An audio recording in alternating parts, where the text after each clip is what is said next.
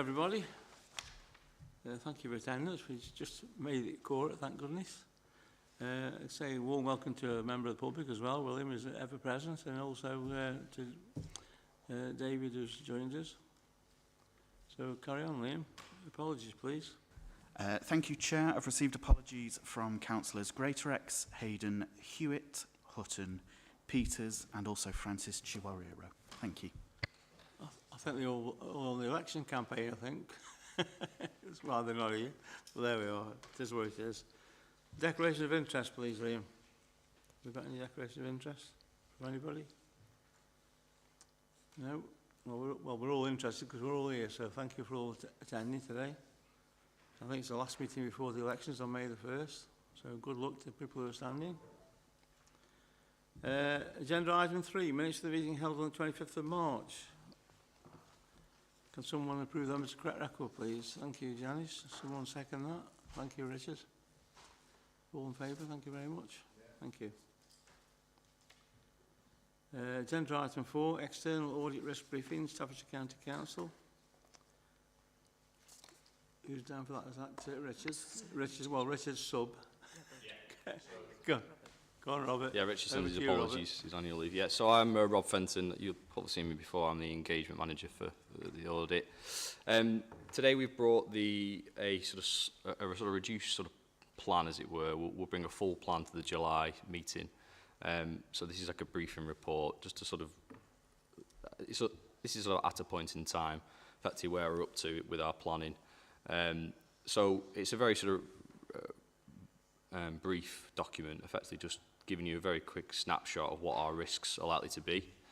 And the profile on page 3, 13 of the back, just gives that sort of indicative, well, what are the risks going to be in terms of the valuation of land and buildings, management override controls, and the valuation of post-retirement benefit obligations.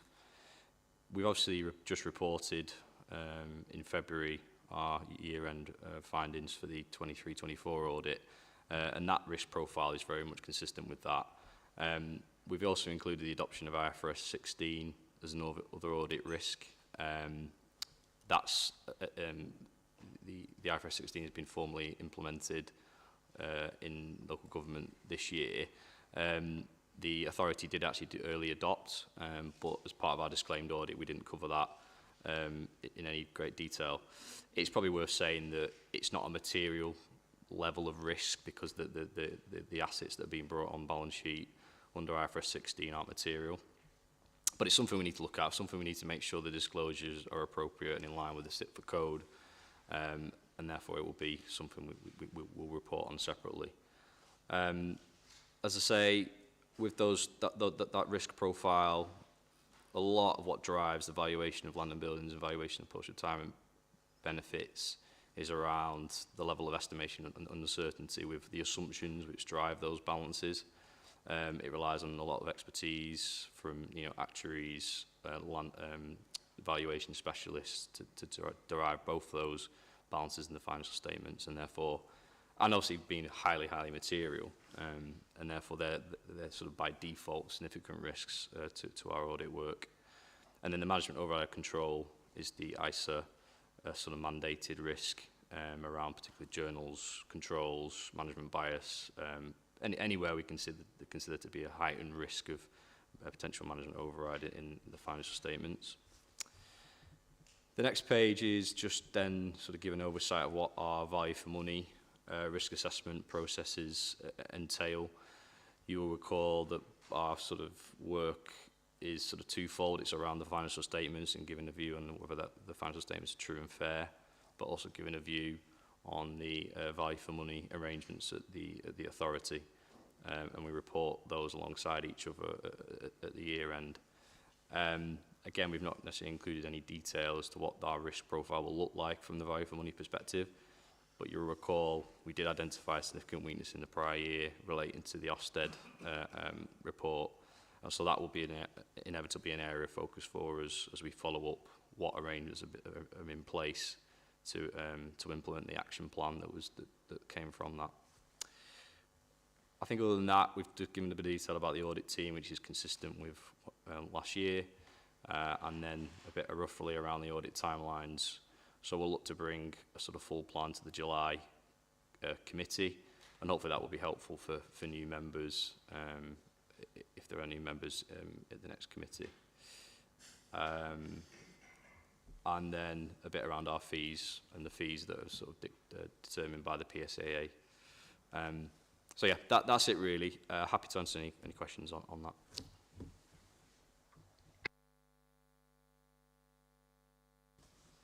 Right, thank you very much. Any questions?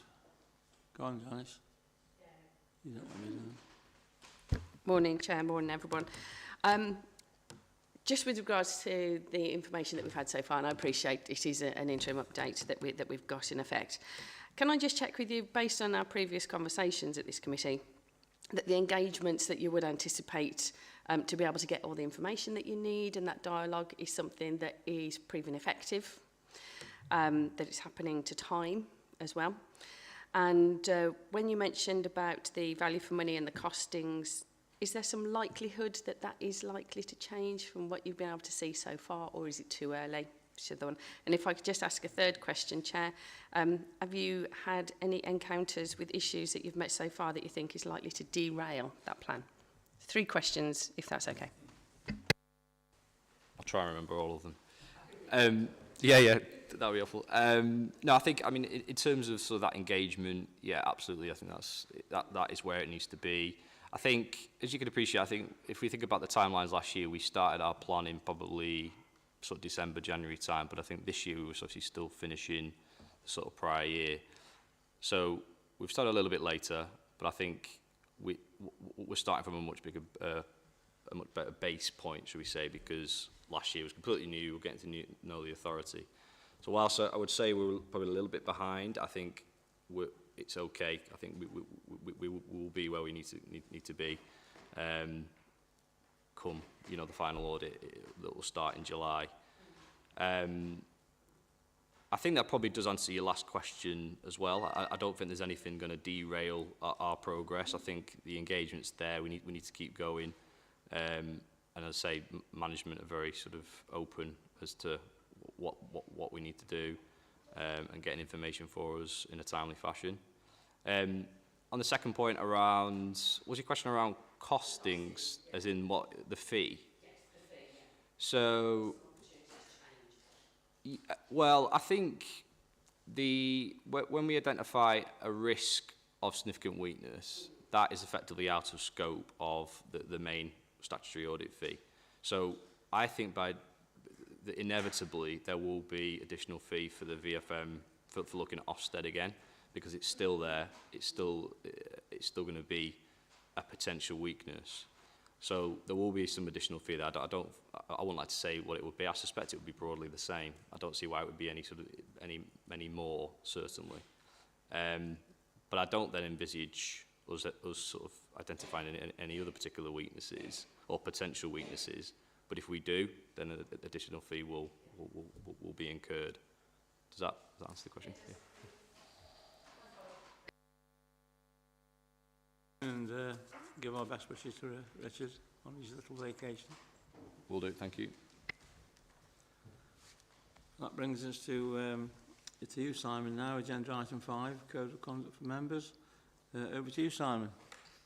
Thank you very much, Chair. So this is the annual report for the Audit and Standards Committee on Code of Conduct of Members. Comes every year, and I think last year Mike may have described it as the Naughty Boys and Naughty Girls report, but there we go. I can't go into any detail on that. So really just touching on the main points really from paragraph 8 onwards. Not too bad. So well done, members, not too bad at all. We had, between June and December, we only had the one complaint received, which was concluded to have no breach. January to March, though, it did pick up ever so slightly with 6 complaints received. They related to 5 members. 2 of those cases have been concluded with no breach of the code found on those. There are still a few that are outstanding to be determined. Work in progress at the moment, just gathering information and arranging meetings. As you know, we do use independent persons as well who we get on board, so the process allows us discuss those decisions with somebody who's not a member of the council or an officer of the council, and for them to help us guide and make our decisions. I would just like to point out that of the 7 complaints that we'd received, a few of them did relate. There was a bit of synergy between them, and it was in relation to communications between councillors and constituents. There are a couple noted where communications has been very sadly lacking, others where communication had happened, but maybe not to the extent that the constituent had considered to be appropriate. So we just need to emphasise the importance to the elected members. Obviously, we're going through an election process in a very short period of time, so we'll certainly be discussing that with new members in the next few weeks as well, just to make sure that those communication channels are kept open between constituents and members. Remember, obviously, you're their voice, so if they're asking for something and it's something you can do, then please do that on their behalf. Also, paragraph 11, there is a new process. We're going to be looking at a new process in terms of how we deal with these standards complaints as they come in. There's some new protocols that have been set in place which will hopefully help us to strengthen what we already do. That's work in progress. We're literally at the start of that process. It's something that we're going to be looking at. Obviously, as we all know, John Tradewell retired at the end of last month. The monitoring officer's role has been taken over by Kate Loader. Kate will be leading on this review, and we will bring any information back to a future Audit and Standards Committee. And I think that's all I really have to say, Chair. Thank you.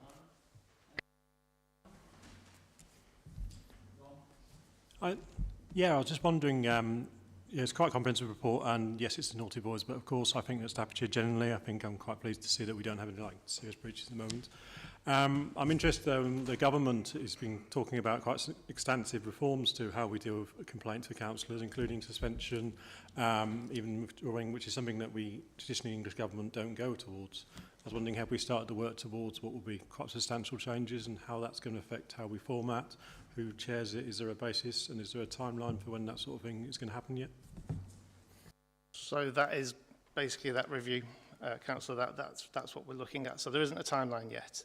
It is something that the new monitoring officer wants us to get on with as soon as possible, and we will be looking at, and that is what has really pushed this review. But as I say, as we work through that process, we will bring updates back to the committee. Oh, sorry, go on then, Janice.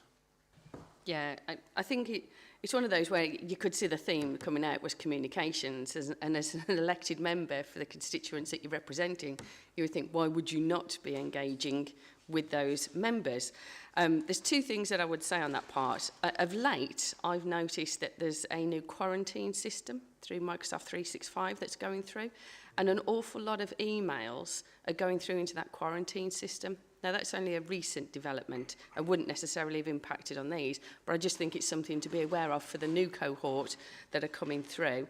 But I would also like to see in there as well some reference to support for councillors, and especially the new ones that are coming on board, because we know how many councillors that we've got standing down already. So there will be at least 26 new and a great potential for more county councillors coming on board, and the support that they would also be able to receive, because we are aware that there are vexatious claims that go through too, and expectations that need to be managed.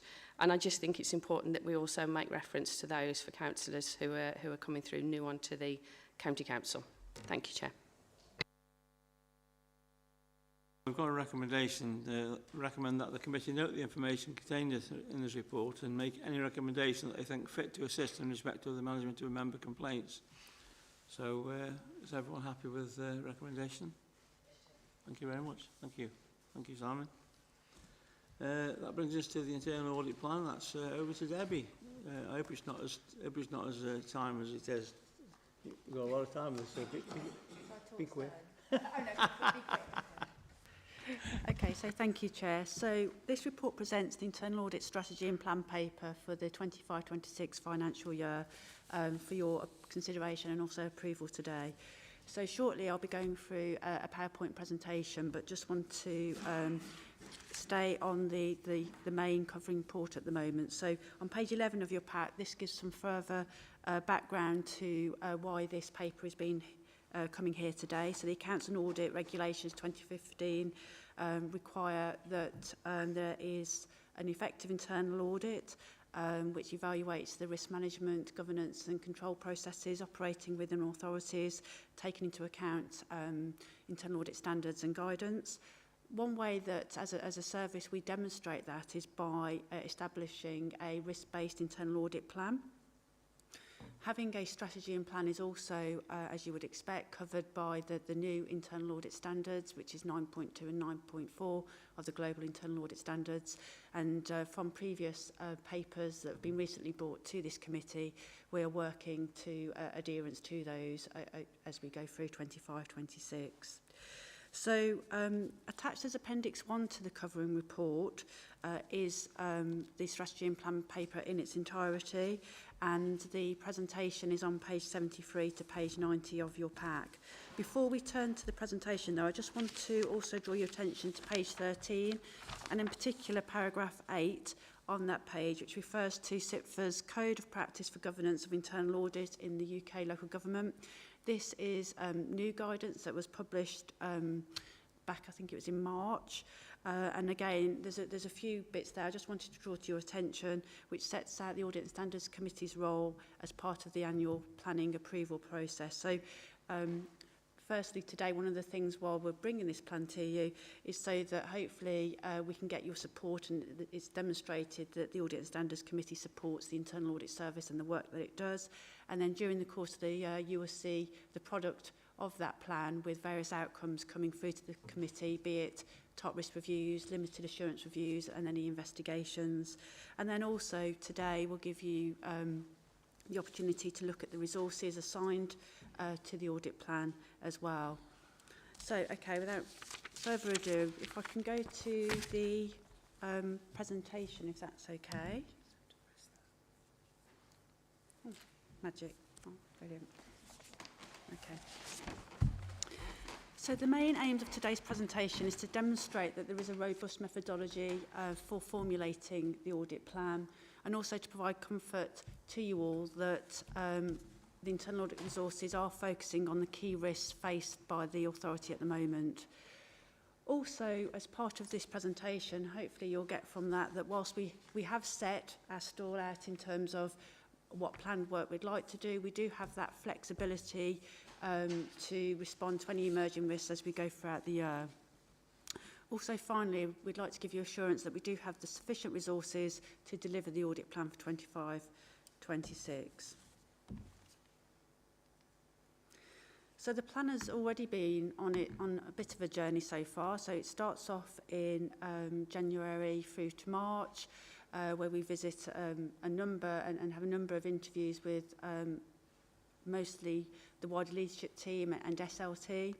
We then produce a draft plan, which is shared with Lisa sitting here beside me, who then quality assures that plan. And then it goes through then to Pete Shakespeare, who's the Director of Finance and Resources and Section 151 Officer, for his QAing, before it then goes on to SLT, which it went on back on the, I think it was the 7th or 8th of April, for their formal endorsement, and then it finishes here today, hopefully with your approval. So the first part of the document, which is attached as Appendix 1, is the strategy element of the paper, and this is required by the Global Internal Audit Standards in the UK public sector. We also had this as part of the public sector internal audit standards. There's just been a few additions that we've needed to add to that document just to ensure that we're fully compliant with the new standards. It is a key governance document, and it's something that comes to you annually. It sets out the objectives and visions of the internal audit function, the risk assessment process in detail, key principles and the resources needed to deliver the plan. So the formal risk assessment process, we've had this in place for a number of years, and we really do feel that it does work for us. It's very thorough, very detailed. We have an audit universe, which is a absolutely ginormous Excel spreadsheet for every audit that we've ever undertaken across the County Council. Lisa introduced it many years ago, and it really does work for us. And then at that point we update it, we add new risks to it, and we get everybody's thoughts on the risks that are being formulated via that process. We then have a number of key principles that we like to apply when we identify which audits we want to conduct. So anything that's a high risk score we like to include. However, I will caveat that there are some high risks that it isn't quite the right time to look at those risks for one reason or another. Maybe there's a new process that needs to be embedded. So we do look for alternative sources of assurance, be it an internal scrutiny arrangements that are in place, and then we will ensure that we will pick it up and we take a lot of commentary that we'll take forward into the 26-27 audit plan. We have time set aside for compliance reviews, largely schools and other social care establishment visits. We undertake special investigations, and we have time for contingency work. We have a good allocation of work for key financial systems, and also we identify the top risk reviews as part of this whole process, and these are the pieces of work that comes to you regardless of the audit opinion. So in terms of the resources needed to deliver the plan for 25-26, just some high-level figures. So the team will be delivering 2,700 days. 2,060 of those days relate to Staffordshire County Council work, with the remaining 640 days which are attached to our external clients. Our external clients being South Staffs, District Council, Newcastle Underline Borough Council, Comfort Funds and the Pension Fund. Within those 2,060 days, that's split between our systems and compliance work, our counter-fraud work, and also our management time as well.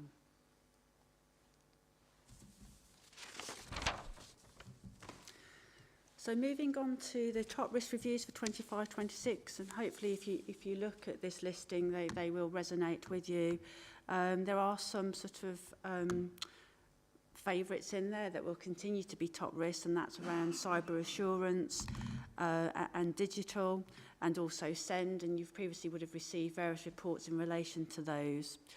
We've also got children's services and the Ofsted improvement plan, so that's following the November 2023 visit. We'll be looking to ensure that progress in implementing the actions that are identified as part of the improvement plan have been embedded and have been progressed. We've also got, and probably as you would expect, some time set aside for devolution and local government reorganisation. So that really this year, for 25-26, is really just keeping abreast of what's going on, talking to our counterparts at Midland counties to see what work they may well be doing. And again, we can flex the time in relation to that as required. And I think what we'll see going forward into 26-27, there may well be a sub-plan as we start to get more into that transition and head towards our journey where we unitarise. We've got work on the high needs block as well, and also the Entrust partnership arrangements with some further areas that may be coming back in-house during, for the start of 26-27. So hopefully they will sort of resonate with you as sort of the key areas that you would like to see those reports on as we go through 25-26. So part of our risk assessment methodology, one of the areas and where we score is where it directly links to the council's strategic plan, the delivery plan and any sort of corporate improvement plan. So the more direct links there are, the greater number we give it. And as you'll see, there's too many to mention actually on this slide. There are a number of audits, top risk reviews and others that have direct links to the council's delivery plan for 25-26, and I've just highlighted a few there just for your sort of ease of reference. So we've got under economic growth and skills, we've got green solutions, the A50, A500 corridor, Connect to Work and our economic growth programme. Priority 5 of the delivery plan, we've got the Ofsted improvement plan, the SEND pathway, high needs block, SEND personal budgets and direct payments. And then we've got a number of audits that sit within the how we work and living within our means and delivering value for money. And that's things around we've got many, but around the My Finance, My HR replacement system, digital projects as well. So there's a whole host of work that we'll do that will support the delivery of those key priorities for the council. As you would expect, we do have a good allocation of time set aside for financial systems, because we want to give assurance over the main financial controls of the council and to ensure that there's good financial management within the council. We do operate a cyclical programme, however there are some audits that we do undertake annually, those two being the payroll system and budgetary control, due to the value and volume of transactions that flow through those systems. For 25-26, we've also got procure to pay, e-payments, VAT, and we also do pensions administration. That is one of those annual pieces of work, and that is our largest audit that we do actually. In addition to those key financial audits for 25-26, we also have time set aside for the My Finance and My HR systems replacement, and also we are going to be looking at social care debt as a targeted piece of work that will sit within the Health and Care Directorate, part of the audit plan as well during the course of the year. So as you know, we don't just look at financial audits, we have quite a lot of governance type audits as well, and there are some that will be supporting the local government reorganisation. Some of those I've just highlighted on this slide for you this morning around workforce sustainability, ensuring that as we go through the transition and that uncertainty that will come with it, that we still have the right level of staff with the right expertise and skills to deliver those services to the required standards. We'll also be giving assurance, continued assurance over our decision-making arrangements, looking at Cabinet, Executive Officer, delegated decisions, Cabinet member decisions, property subcommittee decisions, and also the Officer's scheme of delegation. We're also going to be doing some work on the Code of Practice as well for local authority statutory officers, which is a new Code of Practice that came out relatively recently, and ensuring compliance with that. In relation to risk management, we're going to be doing some work on controls assurance, so that's looking at those controls that have been identified in the risk registers that mitigate the risk to ensure that senior management can place reliance on those controls that are in place, which then allow that risk score to be mitigated and reduced. We'll be continuing to do some work on climate change. We've done climate change for a number of years now, most recently looking at the new sort of governance senior responsible officer model. But this year's audit will look at how embedded climate change is within our decision-making processes. And we'll also be giving some audit support in relation to Midland Engine as well, in terms of the budgets and spend and the governance arrangements in relation to that area.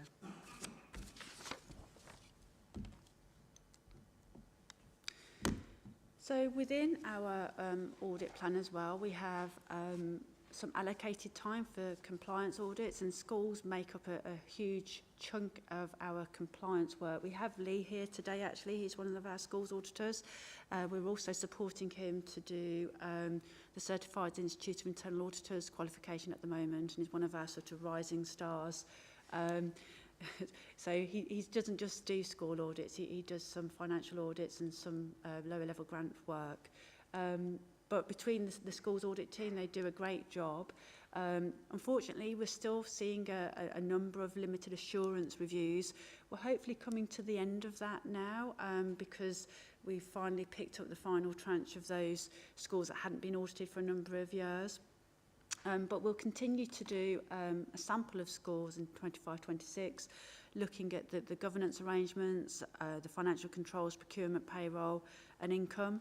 And we also supplement this work with our continuous controls monitoring programme. So, and I'll talk a little bit about that later, but that's where we use data analytics to home in on potentially sort of problematic sort of transactions that we can then go and look at.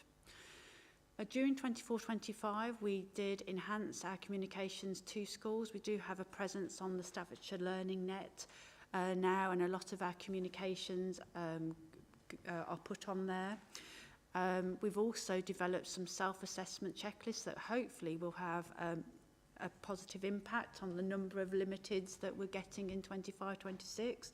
So we've had some great feedback in relation to the self-assessment checklist in terms of the bursars saying it was very helpful prior to us coming and doing an audit visit. So hopefully that will see a fewer recommendations, which will then lead to hopefully a more positive assurance opinion there. We also continue to raise the profile of internal audit by attending various forums. One of those is the Bursar Forum that actually Lee went to towards the end of 24-25.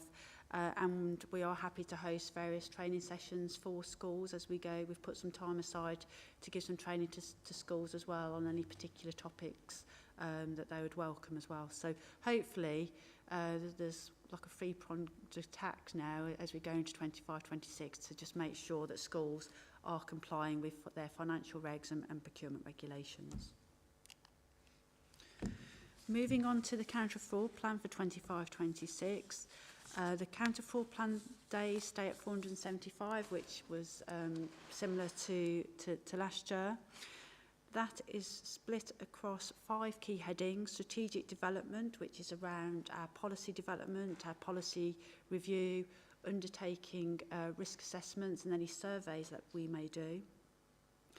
We also have time set aside for our anti-fraud culture, and again that is our various communications and fraud communications, training, and also the e-learning, which is just being refreshed and revamped as we speak. We also have time set aside for our prevent and deter work, which is our continuous controls monitoring, and that's where we've got a corporate CCM programme and school CCM programme. So that's looking at things around purchase cards, high value creditor payments, mileage, expenses, various sort of annual leave allowance. And we wanted to develop that a little bit further in 25-26, potentially looking at staff that are on our payroll and also comparing that to our agency staffing system as well, just to make sure that we're not paying for duplicate time for any individuals. Sorry, my machine's just gone off. Bear with me a second. We also have work in relation to our detection theme, and I'll talk a little bit, I've got a slide specifically on that, but one of the areas that we do have is our continued participation in the National Fraud Initiative. So this is the second phase. It's a two yearly process. The first year is extracting the data, and then the second year is getting those potential data matches back, and then coordinating and going through those matches to highlight any potential issues. And then we also have time set aside for reactive investigations. So it's a pot of time that the counter-fraud manager will draw upon during the course of the year as and when he gets fraud referrals through.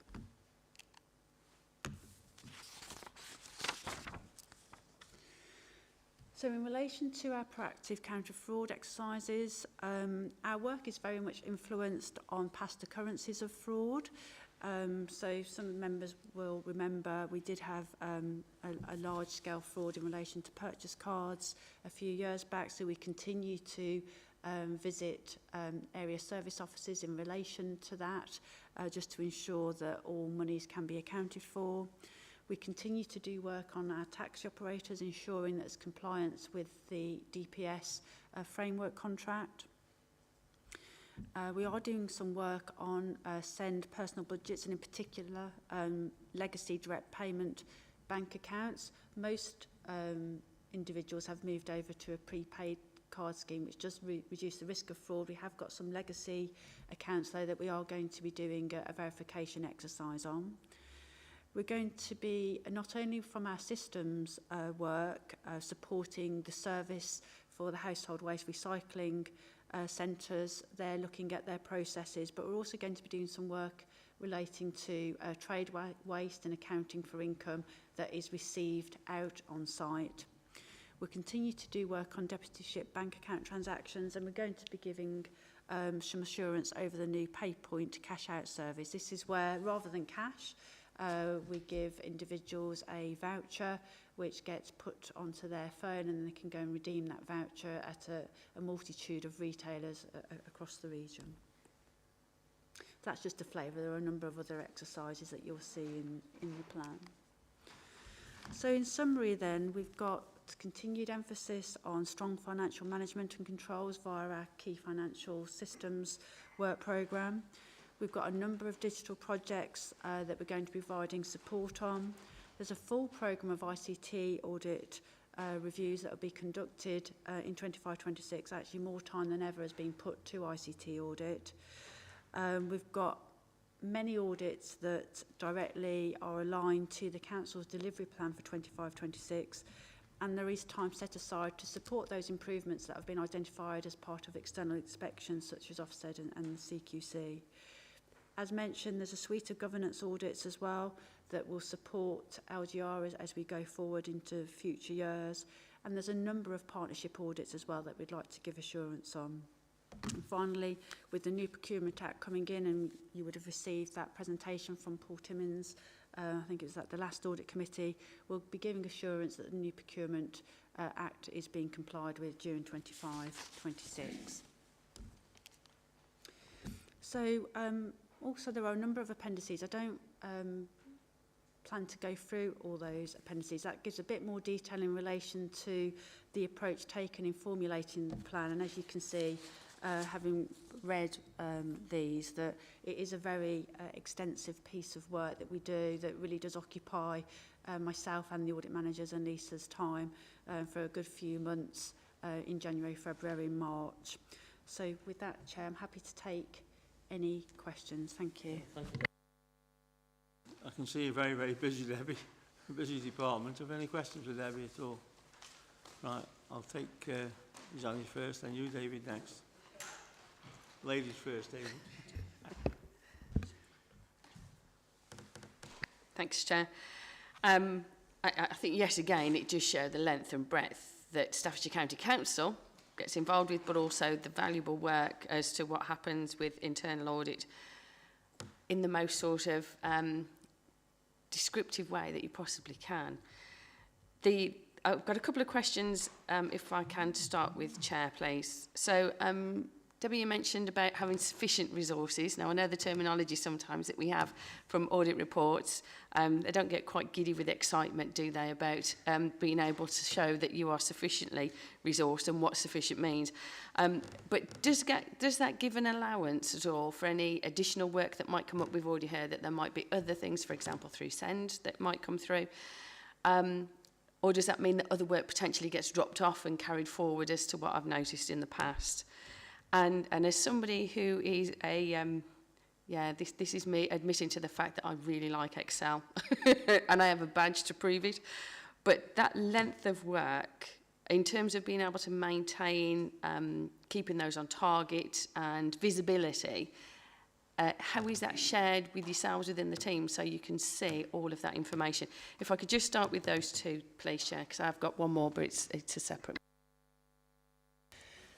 Yes, so in terms of sufficient resources, it really is very much a balancing act. So we are hoping to recruit actually shortly. We're just about to go out for an audit manager post, and people like Lee we're supporting through various qualifications. As emerging risks do come on board, there will be some audits, as you will have appreciated when we report in December, that do naturally fall by the wayside. So we rarely say no to supporting a service, so we tend to add it on as additional work because there is an anticipation that a certain amount of work will naturally fall off, be it's not the right time. As you know, to add value to a service, we need to ensure that we do audits at the right time. We can buy in, though, additional resources via our corporate agency staffing contracts, which we've recently got 2 fantastic recruits, which we're really lucky to have. We also use various other existing frameworks that are on the marketplace, the private sector, so we can buy in additional resources to ensure that the plan does get delivered. So hopefully that's answered your first point. In terms of maintaining visibility, so yes, we've just moved over to a new audit management system, K10, and that is dashboard dizzy. There's dashboards for literally everything. So when staff go into the system, they have their own dashboards, which are very personalised. We then produce dashboards ourselves. And what we are wanting to roll out now, because we didn't have that with the old system, the audit managers are wanting to liaise more with the assistant directors and go to the directorate senior leadership team meetings, hopefully on a quarterly basis, armed with some of these dashboards around work that's planned and in the pipeline, those that have been delivered, along with recommendations as well. So hopefully the new K10 system will greatly improve the visibility that we have. So it's not just stuck on, we have our own performance monitoring sheets via Excel, but yeah, hopefully these will be pretty new dashboards that we'd like to disseminate out. Ask one more as well, please, Chair. First of all, welcome to Lee as well. But on the counter fraud within the schools, a lot of the reporting that we've seen in a wider public capacity, not necessarily just with Staffordshire County Council, has involved instances of fraud within schools. And I'm assuming that the appointment and that particular additional resource is helping to remove some of those that have been continuing for quite a while now, I would say as well. As far as the communications with the schools that we're involved with, do we notice any difference between those that are local authority maintained and those that are academy status with regards to being able to have that engagement, that working dialogue, to hopefully remove some of those historical ones that have been hanging around for quite a while now? Unfortunately, we don't do academies at the moment, so they won't get to see what goes on the Staffordshire Learning Net. But I think one of the big tools that we have is our CCM, where we're constantly tracking and looking at transactions. So, for example, I'll give you a great example. Some schools have purchase cards, but they have cash blocked on it. Occasionally, they do ask for cash to be opened, but we do various checks to ensure that they're not putting through cash transactions, because everybody likes petty cash flow, don't they, at schools? So we do a lot of behind-the-scenes monitoring, particularly around sort of split transactions as well, to make sure that schools aren't using their purchasing cards just to get to circumvent the sort of purchase ordering and the procurement regulations. So it's not just about the school's compliance programme, which is vast in itself. We do a lot of CCM as well.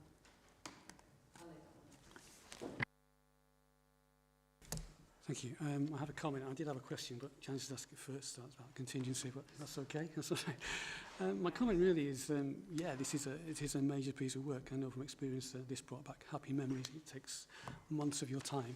And I just wanted to say that I think this is extremely good. It's very comprehensive, explain the method thoroughly. I think this is an excellent plan.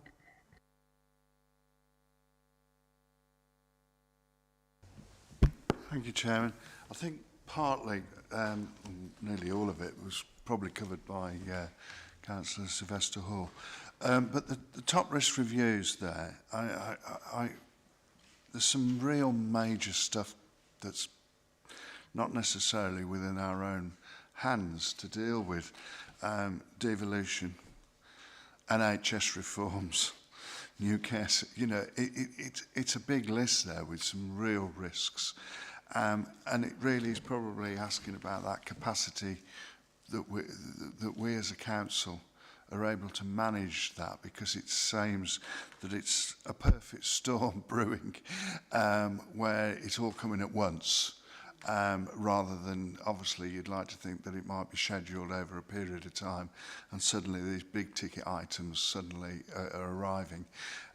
So it really is recognising that concern and knowing that, you know, we've got that capacity within the organisation to be dealing with as they come up. Yeah, so just in response to that then, so we are fortunate, we do have a number of very senior auditors that have been with the organisation for a very long time, that have worked with many of the wider leadership team for many, many years.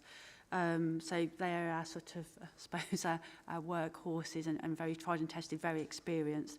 But like I was saying to in relation to Janice's question earlier, that we can draw upon the expertise from our internal audit framework contracts as well, and actually using some of the agency staff that we have got. They've worked at various county councils previously, so we can draw upon their knowledge as well, and they can also support the team who are also maybe doing a new area of work. But we tend to look, we're just about to do our allocation process, and we tend to ensure that those auditors that have got knowledge in those areas previously for these very big ticket items get assigned to these areas. Thank you, Chair.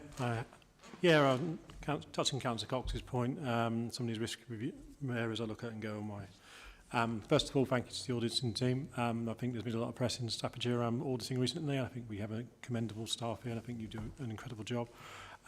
It mentions here external reviews for South Staffordshire Council and Newcastle. Can I assume, as part of the local government reorganisation, for a first question, that we've started the process of not doing that? Because obviously, in about 2 years' time, they're going to have to, whatever form they're going to be doing, are going to be doing it independently.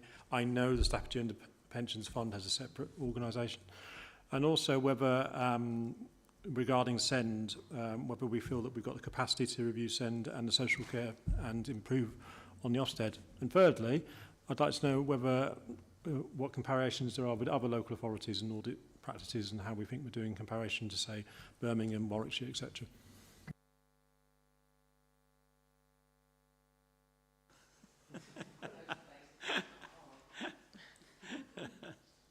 Carry on. Okay, so in relation to the first point around our external clients, at this moment in time, we are under contract to undertake their internal audit service. So we do need to provide that, and also we do need to give assurance to those organisations that they have their systems in place. You know, we all still have to function and carry on, and it's very much business as usual at the moment.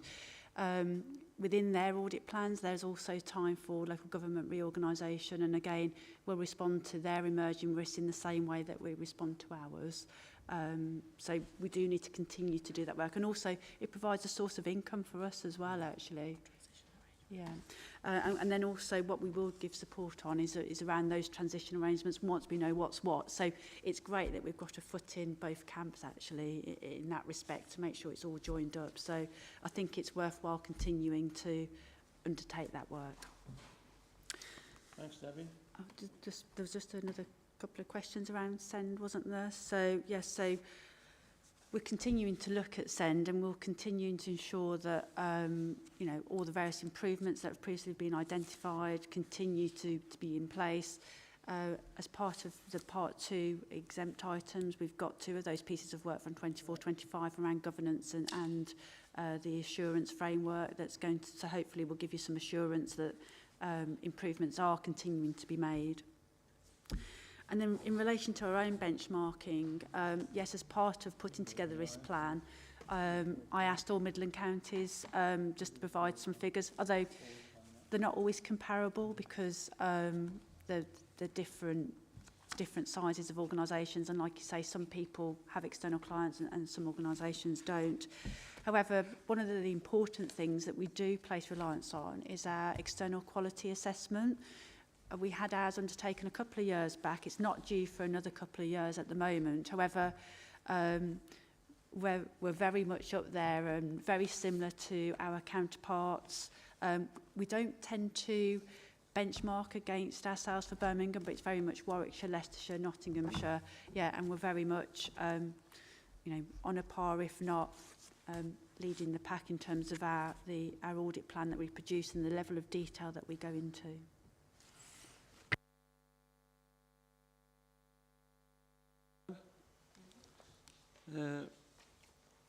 One little question. I know there's a lot of external work doing. Has it gone to 475 days now for external work?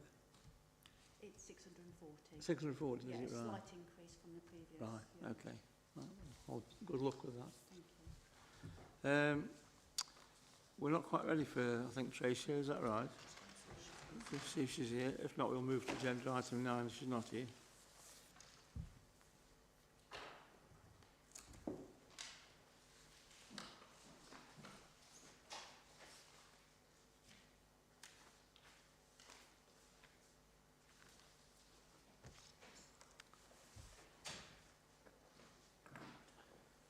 Right, we'll go to agenda item 9. That's the forward plan, forwarding standards. That's over to Lisa. Thank you, Lisa. Okay, thank you, Chair. Before you have the forward plan for the next civic year. So this is the work plan of the Audit and Standards Committee that will take place after the election. So these are the items. We've shared the forward plan with our colleagues from External Audit, and you've confirmed the details and the dates of those key documents as part of their work. It will also pick up the regular reports that you that you get to see that form part of the assurance arrangements that get contained within the annual governance statement, which is part of the statement of accounts as well. So they're all in here. And together with any forward item that you've asked to go on future meetings of the committee from audits that have previously come through to yourself for review. And if you wish anything additional arising from the review of the two reports that are in the confidential section of the meeting, they too will be incorporated into this document. So really just to ask for your approval for the forward plan for the next reiteration of this particular committee. Thank you. The new committee, eh? Go on, David. Thank you. I do have one question. I've noticed going through it that we only get 2 progress reports from audit through the year. It's more usual to get 4 every quarter. And in fact, the new standards, the global standards, say that typically there'll be 4 reports from internal audit to the committee during the year. I wonder if that can be considered, having quarterly reports. Thank you. I think if we reflect back to how we got to where we got to, so in terms of, obviously we have the detailed outturn report and we have the one progress report. You also get quite a number of detailed reports for those high risk elements, the top 10 risks, together with any finalised special investigations. So the committee at the point said that based on everything else that came to this particular committee, and also the fact that it acts as the standards committee as well, it was felt that in order to balance those meetings, that the feedback from internal audit would be as it was proposed in the forward plan, and that we wouldn't have every quarter progress reports from internal audit. Okay. Yeah, thank you. I was just referring, as I say, to the new global standards, which do say typically it'd be at least 4 a year. But yeah, if that's the situation, I just think maybe consider getting back to quarterlies. Obviously, we'll reflect on that, but yeah, and we'll discuss that through with the Section 151 officer, the Director of Finance and Resources, and we'll bring that back to the future committee. Thank you.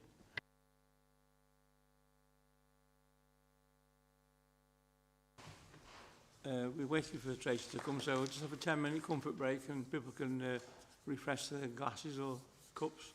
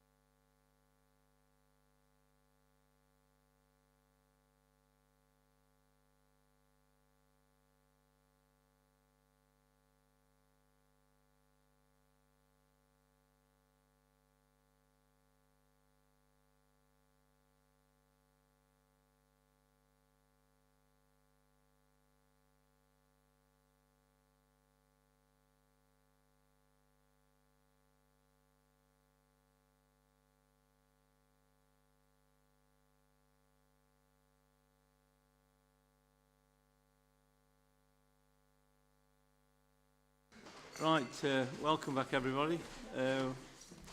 We've got to go into private session first of all because we're not quite ready for agenda item 7. So I'll just read out excluding the public. That the public be excluded from the meeting for the following items of business which involve the likely disclosure of exempt information as defined in the paragraphs of Part 1 of Schedule 12A as amended of the Local Government Act 1972 as indicated below.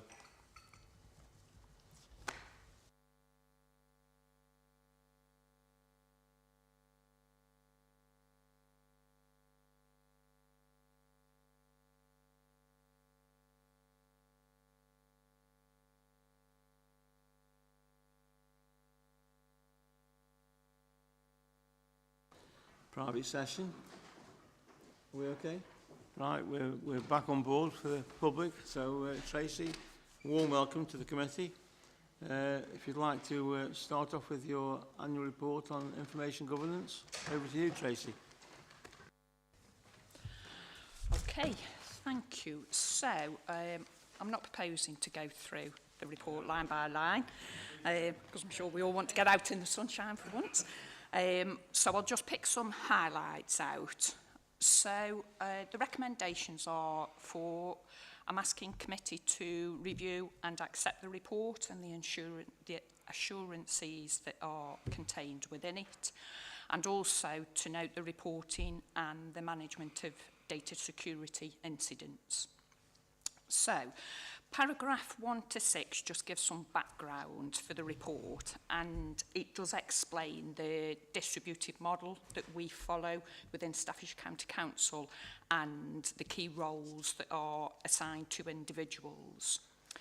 So moving on to paragraph 7, that then covers data protection.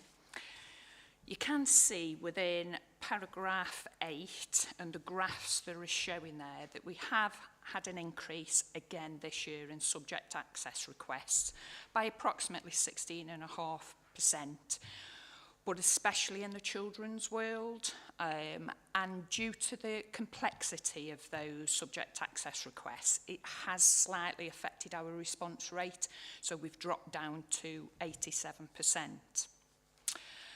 Paragraph 10 then moves us on to information security. Now, information security covers both physical and electronic data. And just to highlight that any outcomes from any investigations that the information governance team do are used to inform and update any control measures that are in place. Also, if there is anything contained within there, we will highlight anything to Audit as well, just in case there are further controls that need to be put in to support that service to ensure the protection of the information. So moving on to paragraph 13. Again, it shows a 12.5% increase in incidents, but the majority are what we call level 1. Now, we do believe that some of this is because we've been doing a lot of promotion over the last 12 months, and we do encourage people to even report near misses. And the reason we ask them to do that is because, again, linking to the point I made earlier, it's about making sure have they got the right controls in place, and making sure that people do understand when they need to report. So the more that they can report, the better for us, really. So moving on to paragraph 14. Now this covers the reporting to the ICO. And the increase of not reporting is shown within there from the services. So the services should inform us straight away, and we then, between myself and the CIRO, we will decide whether that meets the criteria to be reported to the ICO. When we've dug in to understand why we've got so many that aren't reported to us, even within that 72 hours, it is due to, in some ways, the staff doing the right thing, trying to resolve it locally. However, as we've explained to everyone that we've come across, we still need to know. Just to give some assurance, really, out of the 53, there was only 2 that met the criteria that would have needed reporting to the ICO. Paragraph 15 then shows the 9 breaches that we have reported to the ICO and the decision by them that no further action was needed to be taken. In relation to data sharing then, so moving on to paragraph 17 and 18, this just covers our responsibility to make sure that we do complete a data privacy impact assessment on any new projects or work, especially around sensitive information. However, we have broadened the privacy impact assessment to cover some of the ethical questions as well, to make sure that people are thinking about those as a prompt, not just about the protection of the data. So it has been broadened slightly. So moving on then to FOI. So the second paragraph on under paragraph 20, that does show our drop in meeting the 90% response rate, but this was due to the ICO updated some of their guidance, and they pulled us to task to make sure that we updated our website in line with the new guidance. So I had no alternative other than to redirect the staff to do what the ICO had tasked us to do. So I did feel it would be slightly unfair if they came back and criticised us for not meeting the deadline. As you can see under paragraph 22, probation requests continue to increase yet again this year. They've increased by another 60%. You may recall we put 2 additional staff in last year. We have redirected some additional staff to help in this area, and it's due to the tight deadlines because we have to respond within 24 or 48 hours of the request, which sometimes can be quite difficult, as I'm sure you can appreciate. We have, but some good news, we have successfully completed the Data Security and Protection Toolkit, so that gives us continued access into the NHS patient data, and our next submission will be due on the 30th of June this year. So moving on to cyber and paragraph 26, the risk to information security continues to grow for all local authorities and especially our suppliers. So there is a lot of work that we've been doing last year and this year to strengthen some of the areas. You'll see from paragraph 27 that we worked alongside MHCLG and secured some grant funding off the back of the really positive experience that we had with them on the pilot. So that we're just currently now looking at where is the best place, because it is one-off money, where is the best place that that can be deployed. We've carried out various tests, which you can see between paragraphs 28 and 32. We've again been successful in renewing our public sector network connection, and we're about to go through our cyber essentials for the 5th year. Training and awareness continues to be a key focus for us, and that's covered within 37 and 40. And there's been no surveillance requests that have been made during the reporting period. However, we have put additional training on for staff because this can be quite a difficult area for them to navigate through, especially within the area of social care and especially within children's. All the staff said they felt it really helpful and useful to understand what they can do and what they can't do. So that's the end of my report. Any questions, clarification? Tracy? Any questions for Tracy? Janice?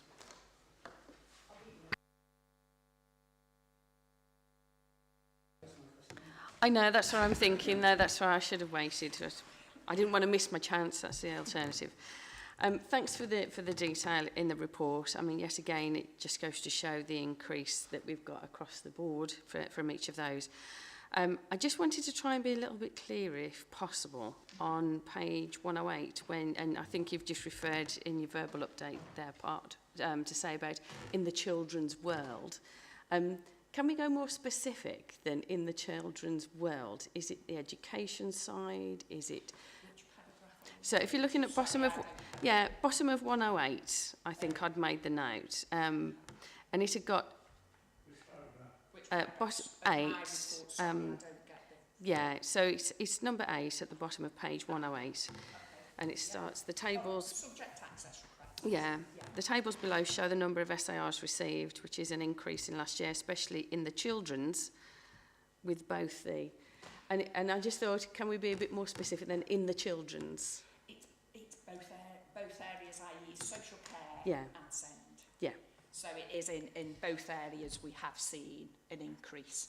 Yeah, okay, that would make sense because certainly from my involvement supporting residents with SEND matters, Yes. invariably they go to tribunal, Yeah. and invariably it also prompts requests to have details about any conversation that you've had at that point, of which there are usually a lot. And I know even from a member's point of view, being able to provide all of that information, rightly so, that's the system that it allows, but it is not insignificant when it comes round to having a time frame for those. Yeah. So equally on that basis then, I think the anticipation, the same as in the other aspects for probation, that there will continue to be an increase in the demands for those, but more so the time frames. Yes. So I think where we can see that we're dropping off in those time frames, again, is there something that we need to be putting in place to make sure that we can acknowledge that the increase is going to be sustained, that we're making sure that we are more aligned to being able to hit those pretty defined deadlines. So just to respond, so from this year, we've just put a new system in that will help the staff. It's a subject access. It's not a tracking system as such, but what it does is a lot of the redaction, which is the bit that takes a lot of time for individuals, because some of these documents can be 1,000 pages long. And they could have 500, 600, 700 documents to go through. So what we've done is we've invested the back end of last year, and it's just being built at the moment, to help staff with that redaction. It's not automated in the sense that AI does it for them. They still have to, from a social worker's point of view, review it, but it does that initial sift where there's things like duplication of emails, etc. So we're predicting that that will give us a huge time saving for the staff, because the software that they use at the moment is very unreliable, which again is causing us to go outside of the timelines. So it is believed that actually that will make a reduction for us in time, so I shouldn't need to ask for investment of extra resource because we're using the system to do some of the work. There's a quick follow-up on that one. One of my questions are going to be, is there some type of automation, is there some type of AI involvement that could be helpful in that? Because we can also see that a number of the breaches are to do with not redacting and then information being swapped between very sensitive parties, I would say, you know, especially if we're looking at social care, to make sure that there's those quality checks. Is that something that you think actually might be also satisfied with the next level of software? Because what the system does is it automatically highlights, in simple terms, highlights what it feels should be a redaction. We've put the criteria in, and then a social worker qualified goes through and agrees or disagrees. It will then highlight, and then they read what is a condensed report then to see is there any further redaction that we need to apply. Thank you. I just wanted to ask a bit more about the freedom of information, because there's not a great deal of increase in the numbers in the year from 1590 to 1623, but there is a big drop in the percentage, almost 13%. I mean, yeah, you said it was a short time, but to affect it by that much, how long was it? And did that mean that during that time there were no FOIs completed? I suppose the most important question, is it fixed now and is it back up to speed now? So yeah, it was for a 2-month period, unfortunate period, always typical. But no, it's back on the levels now. It took us 2 months to decipher, because we weren't in control of the website, so we had to define to the designers what they needed to change. But no, we're back up, hitting the timescales again. Great, thank you. I mean, the 2 months makes more sense. I mean, just a short time didn't really see what it was. That the committee is asked to review and accept the report. Is everyone okay with that? Yes, sir. Okay, thank you very much. Agenda item 8 is the annual civil contingency report. That's back over to you then, Tracy. Thank you. Okay, so for the civil contingency annual report, again, this is the same reporting period, April 24 to March 2025. And my recommendation is that committee considers the report and the assurances provided within it, but also provides any feedback that can help us to inform the work plan for this year onwards. So, again, within the report, paragraph 2 to 5 just gives you some background, just to highlight the changes that are currently underway, which are highlighted in paragraph 5. At the moment, that's still unknown how far they will go. They have advised that the Civil Contingency Act is under review, and a lot of the guidance and the standards, national standards that sit around it, they are reviewing. This is off the back of several inquiries. We've already, as a Staffordshire Local Resilience Forum, already looked at the recommendations from a number of those inquiries and already implemented them. So I'm not perceiving any changes that they make we haven't already responded to. The biggest one, though, that they are talking about is giving more power to the local resilience forums and potentially having, I suppose, a bit like the Ombudsman, an overarching authority that it has to report into. Whether that happens or not at this stage, we still don't know. It's still under review.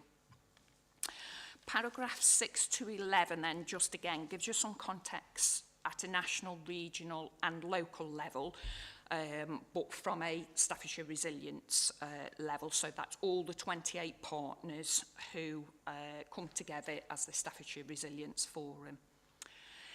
I just wanted to highlight in paragraph 12 that a recent independent effectiveness and efficiency review was conducted with regard to the Civil Contingency Unit Secretariat. That's the framework that we use within Staffordshire. It's not used everywhere. It's something that we've had for many years. It did demonstrate the value for money, and MHCLG have actually recognised it, and it does look as though that's where they are then moving to with regard to putting more onus on local resilient forums. So again, we're in a really good position that if that is the direction that they go, that we're already structured in that way. It also highlighted that we're working at a good practice level. No, sorry, best practice level even, sorry, or above good practice. We did ask the question as an LRF, should we lower our standards, because the expectation from a best practice point of view is to be at good practice, but we felt with all the recommendations that were coming as a LRF and a partnership, we felt it wasn't the right time. Let's see what comes out of the recommendations, let's see what comes out of the updated Act, and then we can look at whether we do need to change anything. It did feel, though, for the value of money, and I'm talking particularly how much it costs, and for us as a local authority, it's not, you're talking pennies that you will probably difference that we would make. So again, like I say, we felt that it wasn't the right time. So moving on then to Staffordshire County Council specifics that are covered in the rest of the report. So jumping to paragraph 21 and 22, this explains our approach to risk management. Just to give you some assurance of how it is linked both at a Staffordshire level, so again, a local resilience forum from the National Risk Register, but also with regard to internal corporate risk register, we work very closely with Lisa and her teams to ensure that anything that we do that comes through various channels and does pose any risk to us is escalated and ensure that it is linked into anything that we need to with regard from a corporate risk as well. So during the reporting period, we've had a lot of focus on, if you recall, last year we were developing a new business continuity framework, and that was following feedback from what I call service users, but teams that were using the business continuity plan. They felt it was quite clunky because it had been written very much from a national, I suppose, framework. It wasn't very user-friendly.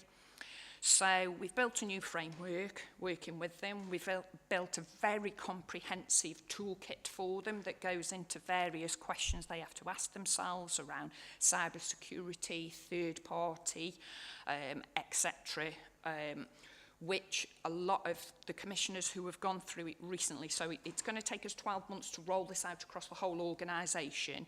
Please don't feel that means we haven't got any business continuity plans in some areas. We have, they're just sitting on the old template, and we're just putting people through the templates as we go. But the feedback we've had has been really positive. People have felt it's really easy to fill in, and actually does help them to think about it's their risk, it's their information, it's their service that they're providing, rather than all the onus is sitting with me, and that me or ICT, that ICT will come in and resolve issues for them. Obviously, a lot of the time, the more we move into cloud, ICT can't, because it doesn't sit on our infrastructure. They can give advice and guidance on the questions we should ask. But again, it's helping them to think about when they go out to procure, what are the questions they need to make sure they're asking of the whoever the suppliers are, and making sure that's built within their contract. So as an example, I had one area where in their business continuity plan, they wanted to be up and running within a week, but when we checked the standard terms and conditions of their supplier, it was 2 weeks. So there was a gap there. So, but people don't know what they don't know. They know the service they need to procure, but they don't know all these extra questions they need to ask. So we've been working with people, and it appears the toolkit is really helping them. So moving on to training, testing and awareness, this is continued and will continue through the rest of this year and probably ongoing. It never ends, let me just put it that way. Then response and recovery, we've continued and again will continue for this year and ongoing, but just wanted to highlight paragraph 35 of some of the specific responses that we've had to deal with this year. Now what I would say is, please bear in mind these are activities that come in that are addition to people's day jobs. So I don't have any emergency planning officers, I don't have any individuals who are sitting there waiting for an incident to happen that I can call in. These are all of our workers who are delivering various different elements of work that we have to pull off their day job to be able to respond. So even though you can look and think that's quite small, if I take something like Wally's Quarry, that's been very intense, as probably a number of people are aware. So the rest of the report then just covers the priorities for this year onwards. I just thought I'd give you a bit of a flavour of the things that we are highlighting. This has come off the National Risk Register, and areas that the Staffordshire Resilience Forum are also looking at. And just to highlight some of the areas covered under paragraph 41, around, we do have the multi-agency exercise that's taking place this year. We do one of those, which is a big multi-agency. We do one of those every 3 years. We do some live exercises as well as some tabletop, etc. We're also working with the NHS on the one that they're looking to do this year around pandemic illness.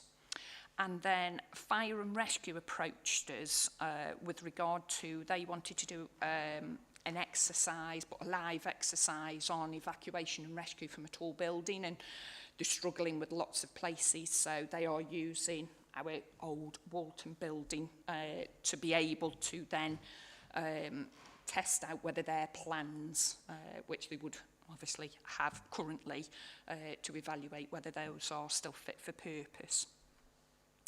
And then the last thing I just wanted to highlight was paragraph 50, where we are enhancing our radio communications approach. And this is off the back of the national power outage scenario that we've been working through, and what would happen if we hadn't got that power. How would we communicate with each other? We haven't gone as far as pigeons, but you know, this time, yeah. But that is something that we are doing alongside, and that's come from grant funding as well, to be able to support both us, but we've expanded it to districts and boroughs as well, to make sure then from a Staffordshire-wide point of view, we can report from top to bottom, left to right. And that's the end of my report.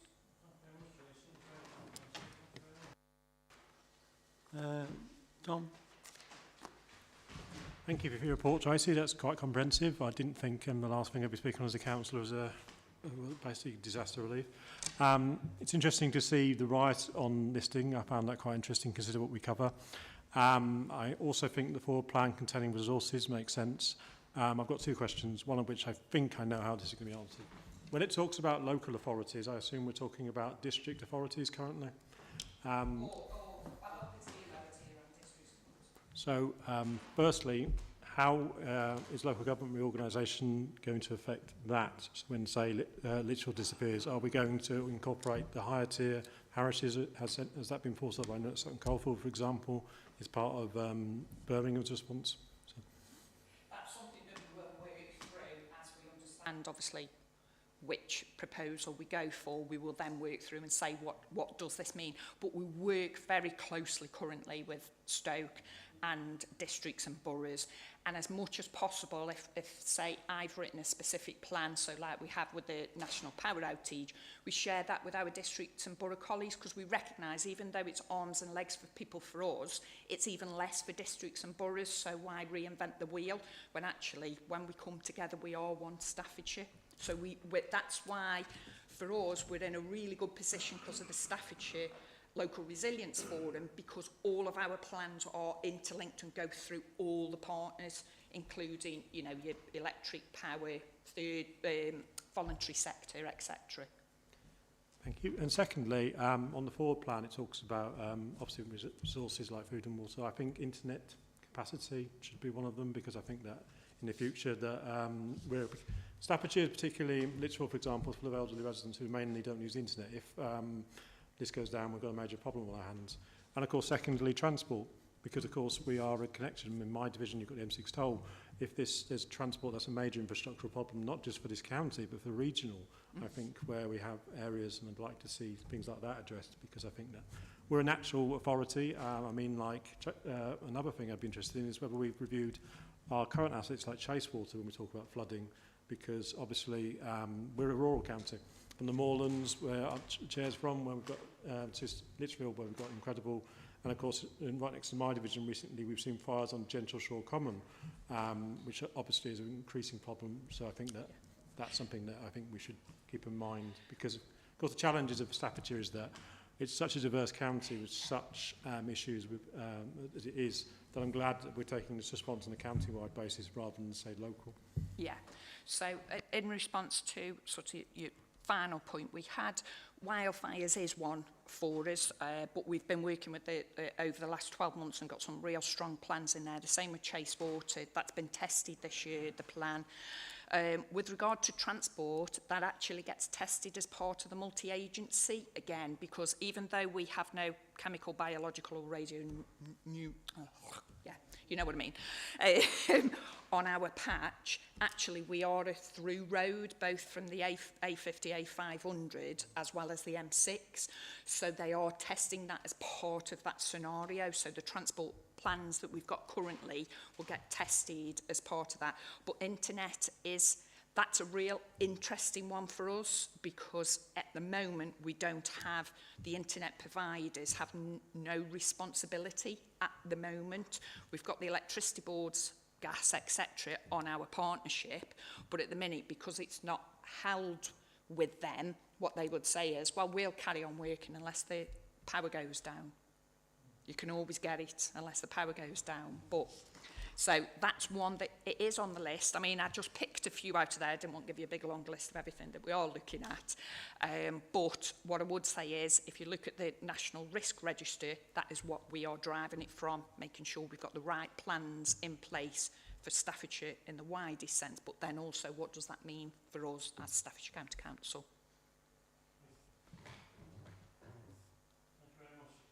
Well, we've got a recommendation, haven't we, to approve, Tracy?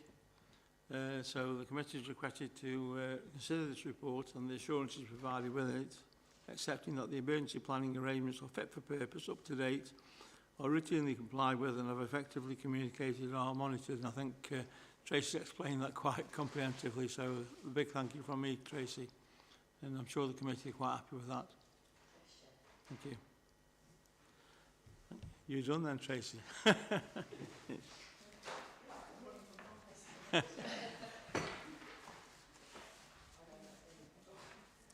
just over to you then, listen now, isn't it? Just over to you now, then. What, to carry on? No. No, we finished. I thought we hadn't done it. Right, that brings us to the end of today's meeting, though. So thanks again for your attendance and good luck in the future coming elections. Thank you.